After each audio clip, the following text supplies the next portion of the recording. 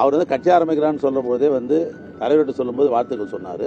அதே மாதிரி திரையுலகத்தில் வந்து திராவிட கலைவேந்தனாக இருந்து நம்முடைய இயக்கத்திற்கு வந்து இளைஞரணி ஆகி இப்போ வந்து அமைச்சராக இருக்கிற தம்பி உதயநிதி கூட கேட்கிற பொழுது என் நண்பர் அவர் ஆரம்பிப்பதற்கு என்னுடைய நல்வாழ்த்தையை தெரிவிக்கிறோன்னு சொல்ற மனப்பக்கத்தில் தான் திமுக இருக்குது ஒழிய அவர் வந்து ஆரம்பிச்சு அதை போய் தடுத்து நிறுத்தணும் போகணுன்றது திராவிட முன்னேற்ற கழகத்துக்கு எப்பயுமே அது மாதிரிலாம் கிடையாது. தமிழ்நாட்டில் எத்தனை பேர் கட்சி ஆரம்பிக்கிறாங்க, அது ஜனநாயக உரிமை, அவங்கவுங்க ஆரம்பிப்பாங்க.